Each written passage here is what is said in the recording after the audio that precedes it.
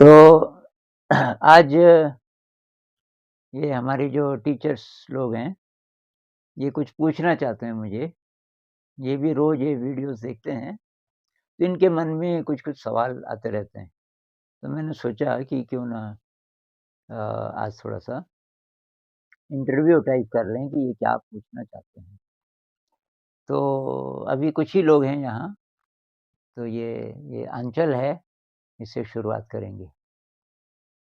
तो सर जी, कुछ दिनों पहले आपने बताया था कि आपने म्यूज़िक के ऊपर वीडियो बनाई थी और आपने बताया था कि म्यूज़िक हम सबको कैसे हील करता है।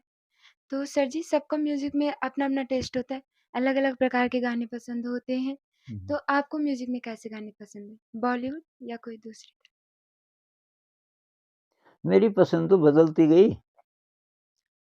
शुरू में जब मैं कॉलेज में पढ़ता था,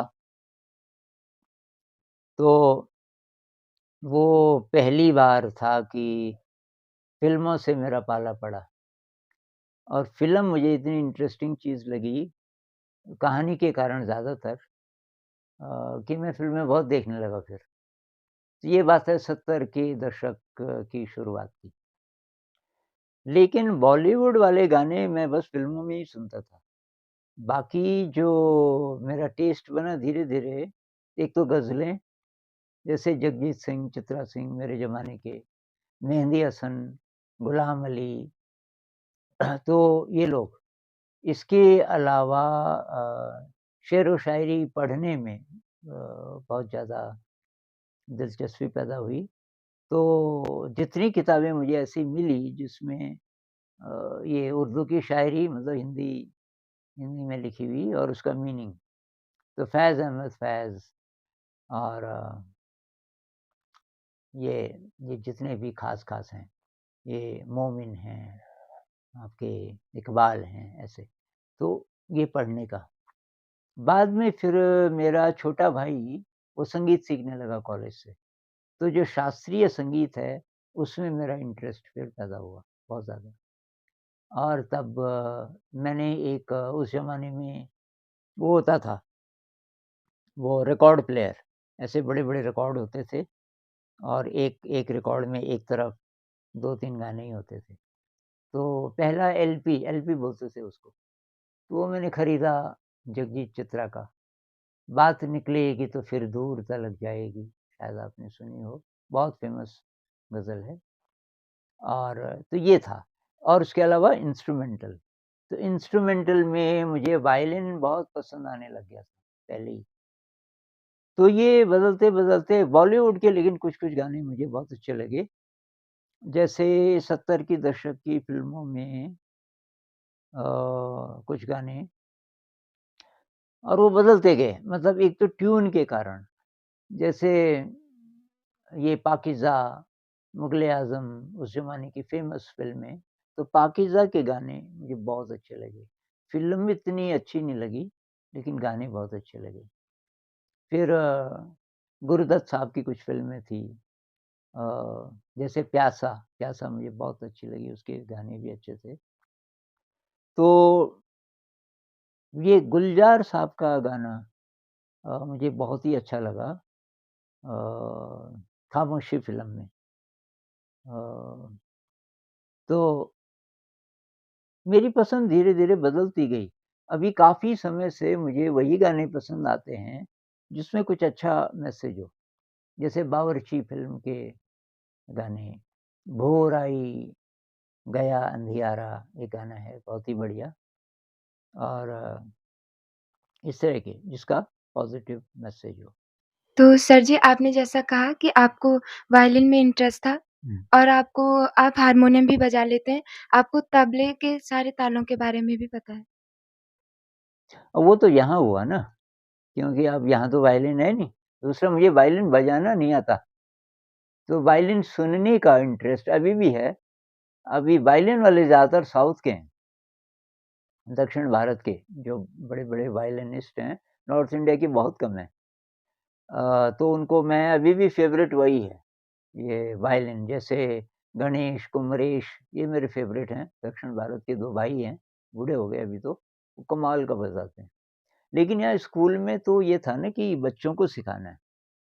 तो बच्चों को सिखाने के मतलब से तो वही था हारमोनियम, वो भी मैंने यहीं सीखा। क्योंकि बचपन के बाद हारमोनियम यहीं देखने को मिला मुझे, बीच में पाला नहीं पड़ा। तो यहाँ तो वो इसलिए सीखना पड़ा ना कि साथ में कोई साज़ तो होना चाहिए, तो हारमोनियम ही होता है ज़्यादातर। तो वो तो ये था, उसका कारण ये था। हाँ, तो सर जी आजकल आपको किस तरह के गाने पसंद आते हैं? आजकल सुनने का काफ़ी कम हो गया बहुत समय से।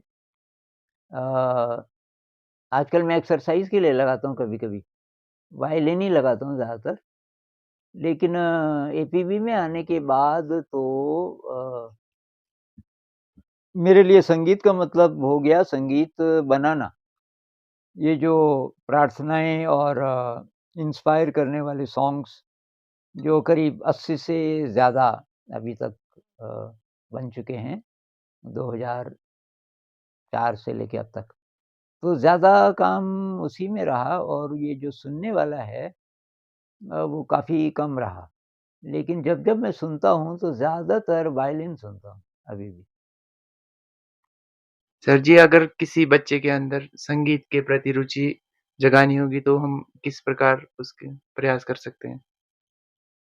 उसका वही तरीका है कि जो बड़े लोग हैं, वो संगीत सीखें। ये सवाल मुझे कुछ पेरेंट्स ने भी पूछा, क्योंकि मैं सजेस्ट करता रहता हूँ कि प्रॉब्लम है अगर बच्चे को, कोई ओसीडी है, एंग्ज़ायटी है, डिप्रेशन है, तो संगीत से वो ठीक हो सकता है। और ख़ासकर अगर वो कोई इंस्ट्रूमेंट सीखे बच्चा, तो उसका माहौल बनाना पड़ेगा। वो तब होगा जबकि उसके मम्मी-पापा लोग खुद कुछ सीखेंगे। तो इसका बहुत बढ़िया उदाहरण तो एक हमारा स्कूल है। हमने ये नए-नए सॉन्ग्स बनाए और उनको गाना शुरू किया, हारमोनियम के साथ और तबला वगैरह के साथ। क्योंकि हमारा इंटरेस्ट था, हम एन्जॉय कर रहे थे, नए-नए गाने। तो बच्चों की रुचि शुरू से बनने लगी और धीरे-धीरे पता चला हमको कि संगीत तो बच्चे के लिए शायद सबसे महत्वपूर्ण चीज़ है। ध्यान भी करते हैं पर ध्यान में पता नहीं चलता। मतलब 2 एक्टिविटीज़ हैं जो ब्रेन के डेवलपमेंट के लिए बहुत ज़्यादा ज़रूरी हैं, अभी साइंस भी बोल रही है, जिसमें एक है मेडिटेशन और दूसरा है संगीत। अब छोटे बच्चों के लिए मेडिटेशन हम डेफ़िनेटली बोल नहीं सकते कि ये क्या कर रहे होंगे। आँखें बंद करके तो बैठ जाते हैं। कुछ बच्चे तो ख़ैर समझ जाते हैं और कुछ का पता नहीं। संगीत पता चलता है आपको। संगीत जब होता है हमारी असेंबली में, सारे बच्चे उसमें पार्टिसिपेट करते हैं।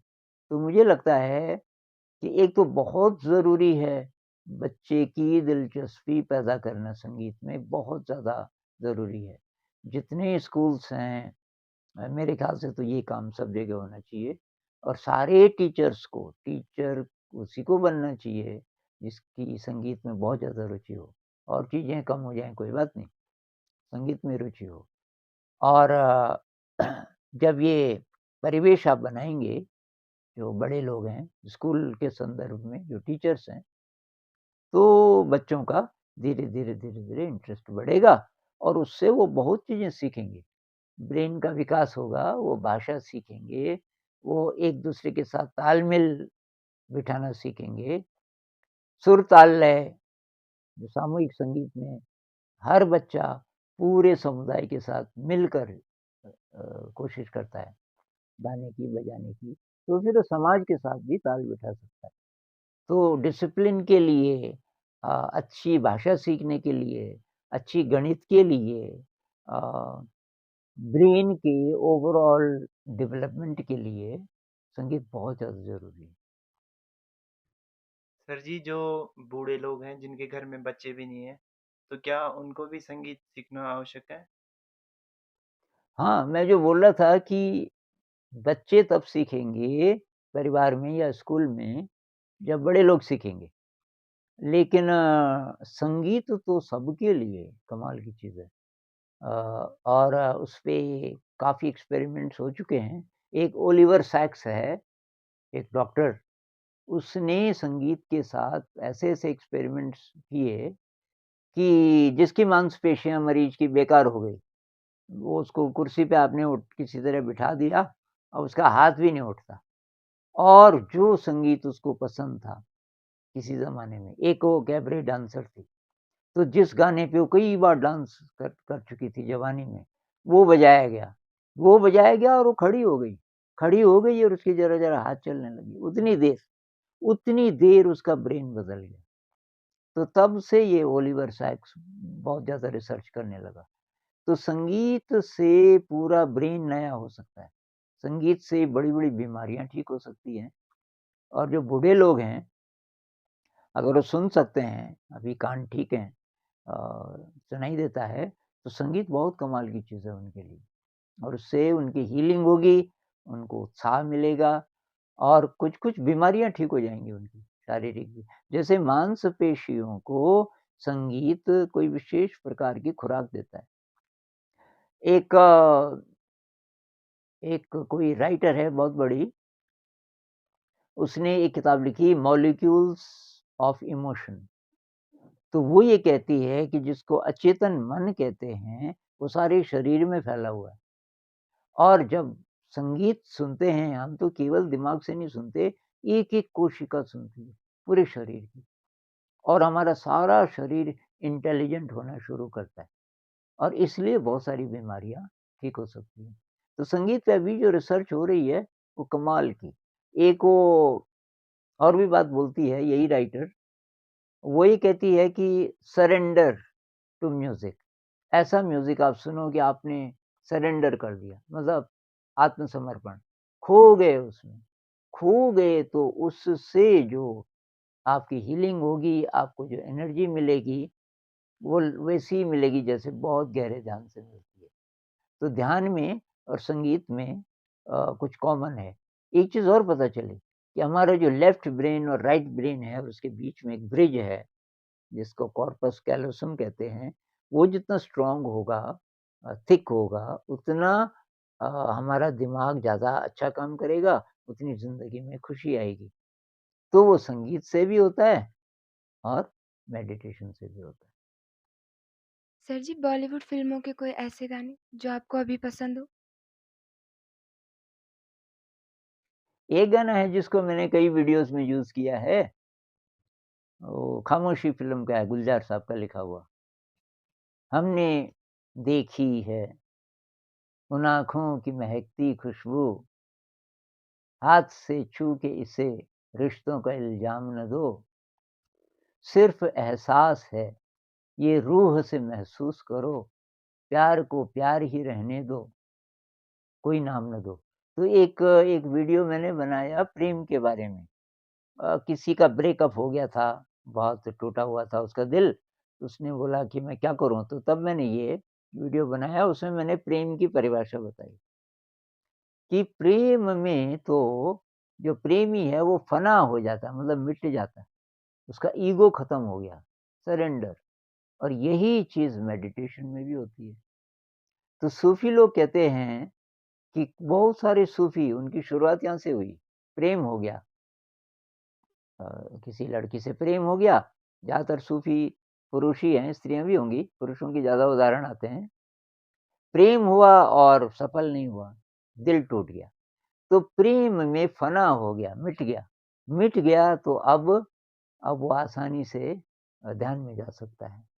तो ये गाना मुझे बहुत ही ज़्यादा इसलिए भी पसंद है, कि ये जो बॉलीवुड के प्रेम के गाने हैं ना, जिसमें ये शरीर का वर्णन या ये शारीरिक मिलन वाला वर्णन बहुत ज़्यादा ये मुझे फूहड़ जैसा लगता है।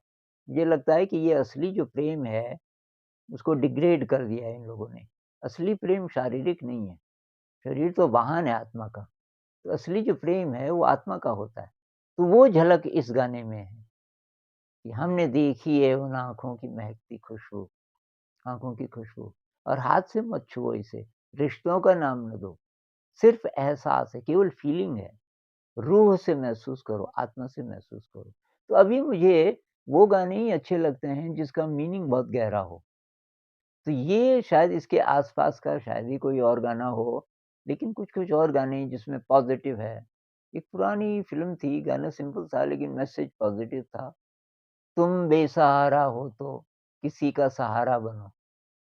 तुम खुद बेसहारा हो, तो ये मत बोलो कि हाय रे मैं बेसहारा, तुम किसी का सहारा बनो। वो कमाल का मैसेज था उसमें। और इस तरीके के कुछ और गाने भी हैं। एक कुछ बचपन के गाने, इसलिए नहीं कि वो ज़्यादा मीनिंगफुल थे, पर जो सबसे पहला मैंने बॉलीवुड का गाना सुना, मैं 5 या 6 साल का था और हमारे गाँव में कोई वो रिकॉर्ड प्लेयर लाया था। उस ज़माने में सुई बदलनी पड़ती थी और एक काफ़ी मोटा रिकॉर्ड होता था, उसमें एक ही गाना होता था, एक साइड में और फिर उसको बदलते थे, बहुत बार सुई बदलनी पड़ती थी, हाथ से घुमाते थे। तो वो आदमी मर्चेंट नेवी में था, वो लाया उसको। तो हम लोग खेल रहे थे बच्चे छोटे-छोटे कहीं और ये गाना आया अ, दूर कोई गाए धुन ये सुनाए और हमको लगा कि हम किसी विचित्र जगत में आ गए। भागे वहाँ, फिर देखने लगे वो तवा घूम रहा है और वो गाना खत्म हो गया। फिर वो उस आदमी ने दूसरा हमारे लिए वो बहुत विचित्र अनुभव था। तो उस ज़माने के गाने अनारकली वगैरह फ़िल्म तो मैंने बहुत बाद में देखी, पर वो जो था रिकॉर्ड प्लेयर उसमें ये गाने, ये ज़िंदगी उसी की है जो किसी का हो गया, प्यार ही में खो गया। तो इसलिए कि वो पहली छाप है ऐसे गानों की जिसमें इतना मधुर संगीत। उससे पहले हमने रामलीला के ही सुने थे, ये हारमोनियम और ढोलक के साथ। तो कुछ उनकी छाप भी है, लेकिन जो ऐसे गाने कि जो इंसान को थोड़ा गहरे ले जाएँ, गहरी किसी भाव दशा में ले जाएँ, तो उनमें से और भी होंगे जो मुझे अभी याद नहीं आ रहे, लेकिन ये मुझे बार-बार याद आता है। हमने देखी है उन आँखों की महकती खुशबू, फ़िल्म नहीं आई थी ज़्यादा पसंद खामोशी, पर ये गाना मुझे बहुत अच्छा लगा था।